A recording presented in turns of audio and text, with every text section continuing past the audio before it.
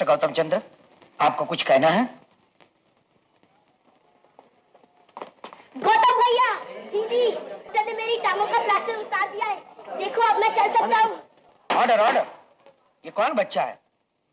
इसको कोर्ट से बाहर ले जाओ। जनाबे आला, इस बच्चे को कुछ मत कहिए। इसी बेचारे की टांगे मेरी मोटर से कुचली गई थी। इसी की वजह से मेरी जिंदगी में परिवर्तन आया, और आज अगर मैं कुछ कहने की इजाजत चाहता हूं तो सिर्फ इसके कारण। इजाजत।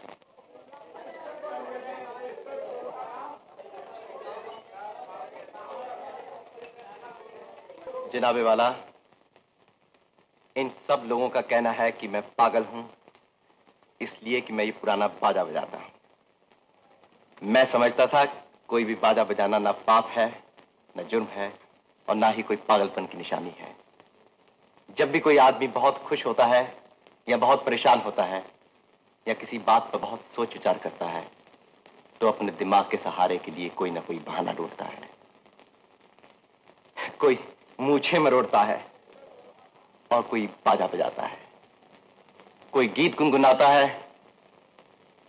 और कोई पेंसिल चबाता है, जैसे कि बैरिस्टर साहब चबा रहे हैं, और कोई पेपर वेट को लट्टू की तरह घुमाता है, जैसे माफ कीजिएगा आप कर रहे हैं।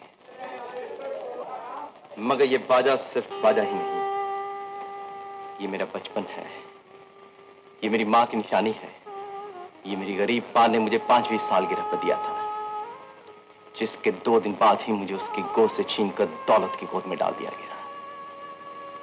मेरे बाप तो पहले ही मेरे दादा के एक ट्रक के नीचे आकर जान दे चुके थे। मुझे कहा गया था मेरी मां ने पागलपन में अपने कपड़ों में आग लगा दी थी, मगर कल मुझे मालूम हुआ कि वो न मरी थी न पागल हुई थी, बल्कि उन्हें झूठ मूठ पागल बनाकर पागलखाने में बंद करा दिया गया था। जनाबे वाला, मैं पहले भी हाथ छोड़कर मोटर चलाता था, पहले भी माउथ ऑर्गन बजाता था, पहले भी कत्थरों रेजर से शेव करता था। तब किसी को ख्याल नहीं आया कि मैं पागल हूं, इसलिए कि मेरी आमदनी का बड़ा हिस्सा उन लोगों की जेबों में जाता था। वो चाहते थे कि मेरी बिजनेस को अपने ढंग से और अपने काले धंधे के फायदे के लिए चलाएं, गवर्नमेंट को और शेयर होल्डर्स दोनों को धोखा दें। लेकिन जब मैंने उनके हथकंडे जान लिए और अपनी बिजनेस को उनके हाथों से लेकर उसका सारा मुनाफा और अपनी शेयर्स की सारी कीमत को एक बच्चों के अस्पताल को दान देने का इरादा किया, तब मैं उनको पागल नजर आने लगा। मुझे अफसोस है इन लोगों में मेरे पिताजी की छोटी बहन भी शामिल है, जिनको मैंने बचपन से आज तक अपनी मां की जगह समझा था। अफसोस तो ये है कि वो कैकेयी जैसी मां साबित हुई। फर्क सिर्फ इतना है कि कैकेयी ने राम को बनवास दिया और इन्होंने गौतम को पागलखाना।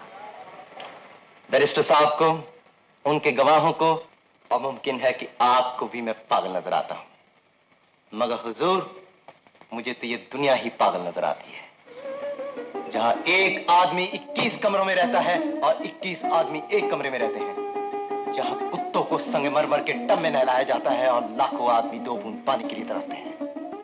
ये दुनिया जहां एक एटम बम बनाने पर इतने करोड़ रुपए खर्च किए जाते हैं जिनसे हजारों अस्पताल और स्कूल बनाए जा सकते थे, करोड़ों भूखे बच्चों को दूध पिलाया जा सकता था।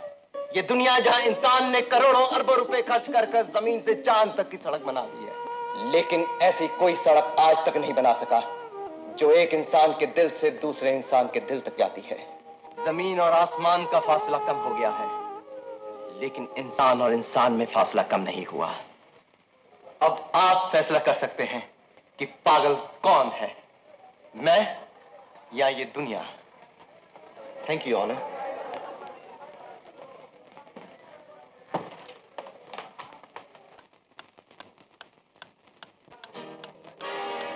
इस अदालत में जो गवाहियां हुई है और जो बयान दिए गए हैं, उन सब पर सोच विचार करने के बाद इस अदालत का फैसला है कि मिस्टर गौतम चंद्र पागल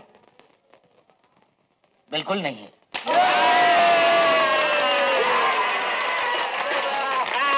ऑनर ऑनर, वो शायद इस पूरी अदालत में सबसे समझदार आदमी है। अगर कोई उनको पागल कहता है तो इस पागल दुनिया को कितने ही और ऐसे पागलों की जरूरत है। मिस्टर शर्मा, आप किधर जा रहे हैं? बैठ जाइए, अदालत अभी बर्खास्त नहीं हुई, फैसला अभी पूरा सुनाया नहीं गया। अदालत हुक्म देती है कि चंद्रा एंटरप्राइजेज के हिसाब किताब की पूरी जांच की जाए और मिस्टर शर्मा पर